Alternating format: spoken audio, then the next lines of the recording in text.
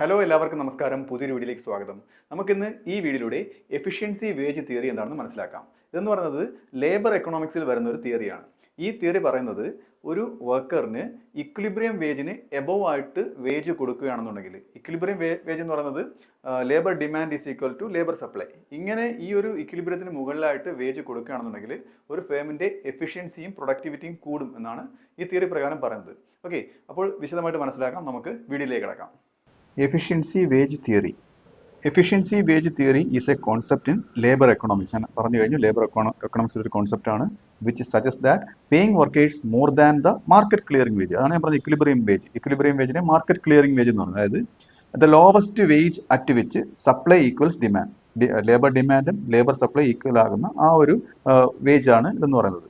Can actually increase a firm's efficiency and profitability. ഒരു ഫേമിന്റെ പ്രോഫിറ്റബിലിറ്റിയും എഫിഷ്യൻസിയും കൂട്ടുന്നു എന്നാണ് ഇത് പറയുന്നത്, ആണ് ഈ തിയറി പറയുന്നത്.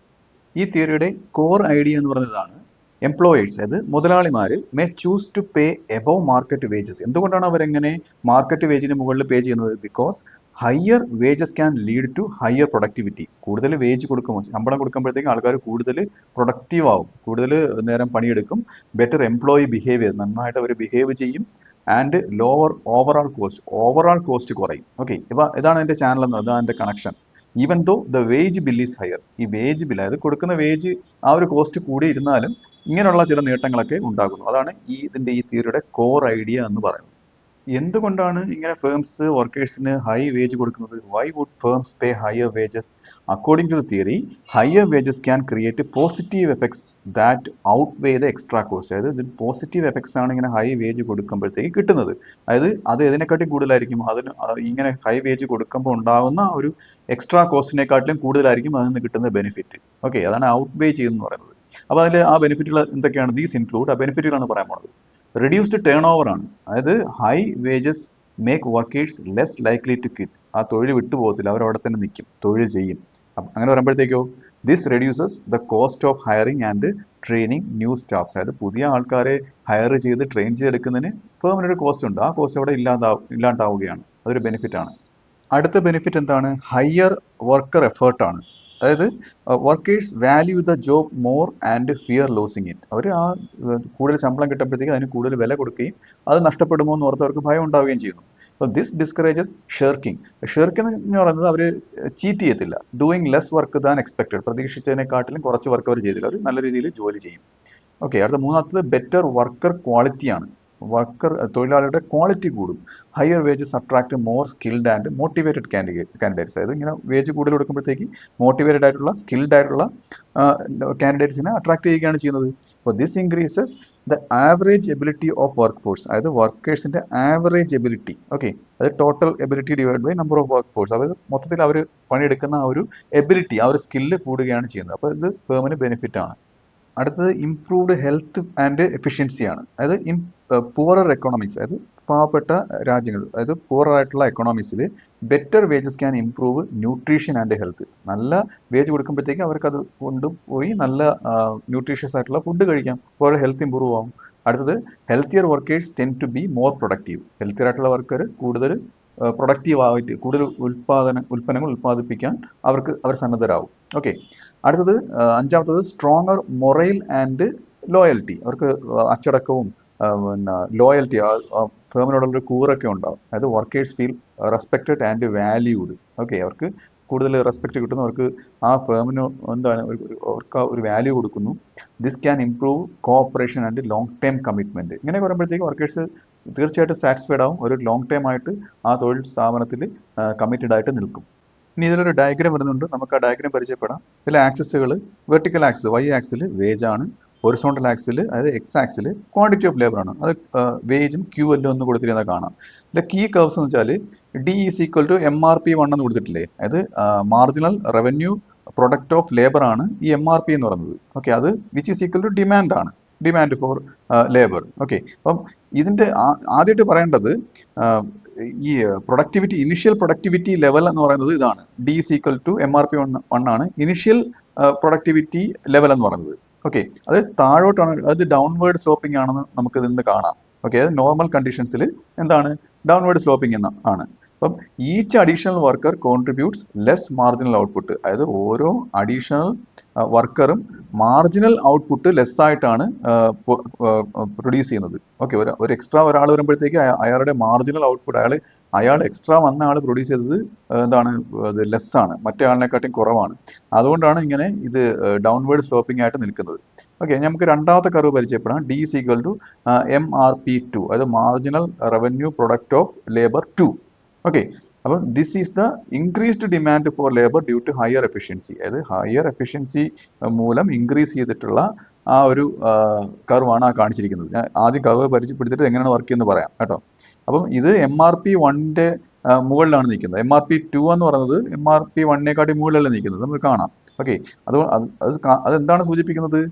Productivity rises when higher wages are paid. കൂടുതൽ വേജ് കൊടുക്കുമ്പോഴത്തേക്ക് നോക്കുക. അപ്പം W1 നിന്ന് W2ലേക്ക് പോയപ്പോഴാണ് ഈ MRP1 നിന്ന് MRP2ലേക്ക് ഷിഫ്റ്റ് ആയത്. ഓക്കെ, അത് ഞാൻ പറയാം. അത് എന്തുകൊണ്ടാണ് വർക്കേഴ്സ് കൂടുതൽ മോട്ടിവേറ്റും എഫിഷ്യൻറ്റും ആയതുകൊണ്ട്, നേരത്തെ പറഞ്ഞതുപോലെ. ഓക്കെ, അത് MCL എന്ന് പറഞ്ഞൊരു ലൈൻ കണ്ടോ? അതൊരു ഒറിജിനിൽ നിന്ന് 0യിൽ നിന്ന് മേലോട്ട് പോകുന്ന ഒരു 45 ഡിഗ്രി ആംഗിൾ ലൈൻ. ഓക്കെ, അത് ആ ലൈൻ എന്ന് പറയുന്നത് മാർജിനൽ കോസ്റ്റ് ഓഫ് ലേബർ ആണ്. അല്ലേ, അത് cost of hiring 1 more unit of labour. ഒരു എക്സ്ട്രാ ലേബറിനെ ഹയർ ചെയ്യുന്നതിനുള്ള കോസ്റ്റ് ആണ് കൊടുത്തിരിക്കുന്നത്. അത് അപ്വേർഡ് സ്ലോപ്പിംഗ് ആണ്. അതായത് additional workers increases marginal cost. അതായത് കൂടുതൽ ലേബേഴ്സ് വരുന്നതോറും ആ കോസ്റ്റ് ഇൻക്രീസ് ചെയ്തില്ലേ, അതുകൊണ്ടാണ് അങ്ങനെ കൊടുത്തിരിക്കുന്നത്. അപ്വേർഡ് സ്ലോപ്പിംഗ് ആയിട്ട് കൊടുത്തിരിക്കുന്നത്, കോസ്റ്റ് കൂടി പോകുന്നുണ്ട്. ഇനി നമ്മൾ ആ ഡയഗ്രത്തിൽ നിന്ന് വേറെ എന്തൊക്കെയാണ് മനസ്സിലാക്കേണ്ടത്? വേജ് ലെവൽസ് മനസ്സിലാക്കണം. അത് വേജ് അത് Y ആക്സിൽ W1 W2 കൊടുത്തിരിക്കുന്നത്, ഇതാണ് വേജ് ലെവൽസ്. W1 എന്ന് പറയുന്നത് ലോവർ വേജ് ആണ്. അപ്പോൾ അവിടെ ലേബർ പ്രൊഡക്ടിവിറ്റി കുറവായിരിക്കും, മനസ്സിലായില്ലേ? നമുക്കറിയാം. അത് ഏതുമായിട്ടാണ് അസോസിയേറ്റ് ചെയ്ത് കിടക്കുന്നത്, ഏതുമായിട്ടാണ് ബന്ധപ്പെട്ട് കിടക്കുന്നത്? MRP1 അത് ടച്ച് ചെയ്യുന്നത്, അല്ലേ? അത് നമുക്ക് കാണാം.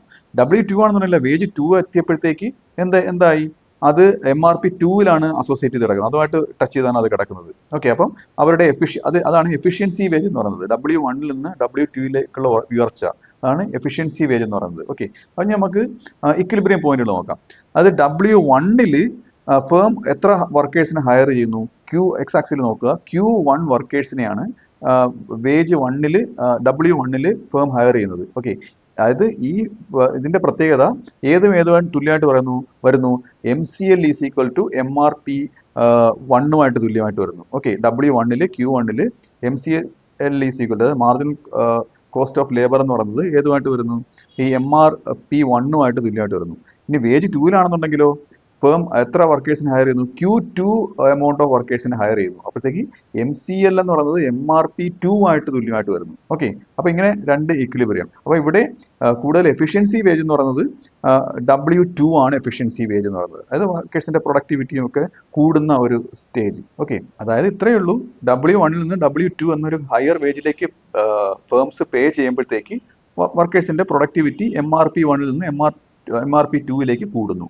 അപ്പോഴത്തേക്ക് as A result when firm hires more workers, അതായത് ഫേം എന്ത് ചെയ്യുന്നു? കൂടുതൽ വർക്കേഴ്സിനെ ഹയർ ചെയ്യുന്നു. അതായത് Q2 ഇൻസ്റ്റെഡ് ഓഫ് Q1. അതായത് നേരത്തെ പറഞ്ഞ X ആക്സിൽ നോക്കുക, Q2 എന്നുള്ള അത്രയും ലേബേഴ്സിനെ ഹയർ ചെയ്യുന്നു. അപ്പം എന്തുകൊണ്ടാണ് ഈച്ച് വർക്കർ മോർ പ്രൊഡക്റ്റീവ് ആണ്. ഓക്കെ, അപ്പോഴത്തേക്ക് ഇങ്ങനെ എല്ലാ ആൾക്കാരും പ്രൊഡക്റ്റീവായി കൂടുതൽ ആൾക്കാരെ ഹയർ ചെയ്തു. അപ്പം അങ്ങനെ ഹയർ ചെയ്യുന്നുണ്ട് കമ്പനിക്ക്, അതായത് ഫേമിന് something worth well, they are doing some worth well, പ്രയോജനമുള്ള കാര്യങ്ങൾ ചെയ്യുന്ന എന്നുള്ള ഒരു ഫീല് വരും. ഇനി നമുക്ക് ഇതിന്റെ തിയററ്റിക്കൽ ബാക്ക്ഗ്രൗണ്ട് നോക്കാം. അതായത് efficiency wage theory challenges the classical economic idea. ഇത് ക്ലാസിക്കൽ എക്കണോമിക് ഐഡിയനെ വെല്ലുവിളിച്ച ഒരു തിയറിയാണ് കേട്ടോ. എന്താണ് അത് പറയുന്നത്? എന്താണ്? That wages always adjust to clear the labour market. അതായത് ക്ലാസിക്കൽ എക്കണോമിക് ഐഡിയ ഇതാണ്, എപ്പോഴും വേജ് എപ്പോഴും അഡ്ജസ്റ്റ് ചെയ്ത് ലേബർ മാർക്കറ്റ് ക്ലിയർ ആയിക്കൊണ്ടിരിക്കും. ഓക്കെ, അത് ഇക്വിലിബ്രിയത്തിൽ തന്നെ നിൽക്കും എന്നാണ് ഇത് ക്ലാസിക്കൽ എക്കണോമിസ്റ്റ് ഐഡിയ അത് പ്രകാരം പറയുന്നത്. ഇൻസ്റ്റെഡ് അതിന് പകരം it explains why unemployment can persist. Okay, അതിന് പകരം ഇത് എക്സ്പ്ലെയിൻ ചെയ്യുന്നതാണ്, എഫിഷ്യൻസി വേജ് തിയറി എക്സ്പ്ലെയിൻ ചെയ്യുന്നതാണ് എന്തുകൊണ്ടാണ് തൊഴിലില്ലായ്മ നിലനിൽക്കുന്നത് എന്നാണ് ഇത് എക്സ്പ്ലെയിൻ ചെയ്യുന്നത്. If all firms pay above market wages, ഈ തിയറി പ്രകാരം എല്ലാ ഫേമും മാർക്കറ്റ് വേജിന് എബവ് ആയിട്ട് പേ ചെയ്താൽ എന്തിനു വേണ്ടിയിട്ട് ടു ബൂസ്റ്റ് എഫിഷ്യൻസി, അതാണല്ലോ ഇവിടുത്തെ അൾട്ടിമേറ്റ് എയിം എന്ന് പറയുന്നത്. എഫിഷ്യൻസി ബൂസ്റ്റ് ചെയ്യുന്നതിന് വേണ്ടിയിട്ട് മാർക്കറ്റ് വേജിന് മുകളിലോട്ട് പേ ചെയ്ത് കഴിഞ്ഞാൽ not every one can get a job at those higher wages, എല്ലാവർക്കും ആ ഉയർന്ന വേജിൽ തൊഴിൽ കിട്ടണമെന്നില്ല. അപ്പോൾ ഇതൊക്കെയാണ് ഇതിൻ്റെ ഒരു തിയററ്റിക്കൽ ആയിട്ടുള്ള ബാക്ക്ഗ്രൗണ്ടിൽ വരുന്നത്.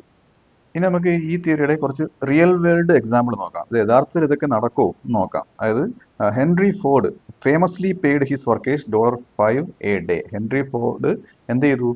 $5 പെർ വർക്കേഴ്സിന് ഒരു ദിവസത്തിൽ $5 എന്ന രീതിയിൽ പേ ചെയ്തു. ഈ $5 എന്ന് പറയുന്നത് more than double the going rate. അപ്പം നിലവിലുള്ള റേറ്റിനെക്കാട്ടിലും ഡബിൾ ആയിരുന്നു, 2.5 എങ്ങാണ്ടായിരുന്നു അപ്പോൾ ഉള്ള റേറ്റ്.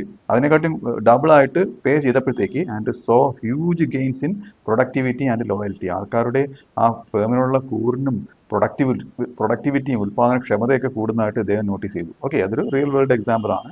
അടുത്തത് മെനി ടെക് കമ്പനീസ് പേ ഹൈ വേജസ്. ഒരുപാട് ടെക്നിക്കൽ ബേസിൽ നടത്തുന്ന കമ്പനീസ് ഹൈ വേജസ് പേ ചെയ്യുന്നു ആൻഡ് ഓഫർ പെർക്സ്.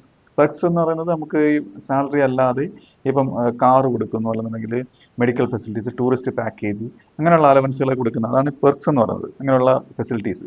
അപ്പം ഇത് കൊടുക്കുമ്പോഴത്തേക്ക് to keep talent and avoid turnover. അപ്പോൾ അവരുടെ ടാലൻറ്റ് അതുപോലെ കീപ്പ് ചെയ്യുകയും ആ ടേൺ ഓവർ ഒഴിവാക്കുകയും ചെയ്യുന്നു. ആൾക്കാരെന്ന് വെച്ചാൽ എംപ്ലോയീസ് റിസൈൻ ചെയ്ത് പോകാതെ ആ ടേൺ ഓവർ കുറയുന്നതായിട്ടും നോട്ട് ചെയ്തു. അപ്പോൾ ഇതൊക്കെ റിയൽ വേൾഡിലുള്ള എക്സാമ്പിൾസ് ആണ്. അപ്പോൾ ഈ വീഡിയോ നിങ്ങൾക്ക് മനസ്സിലായെന്ന് വിശ്വസിക്കുന്നു. അടുത്ത വീഡിയോയിലെ മറ്റൊരു വിഷയമായി വീണ്ടും കാണാം.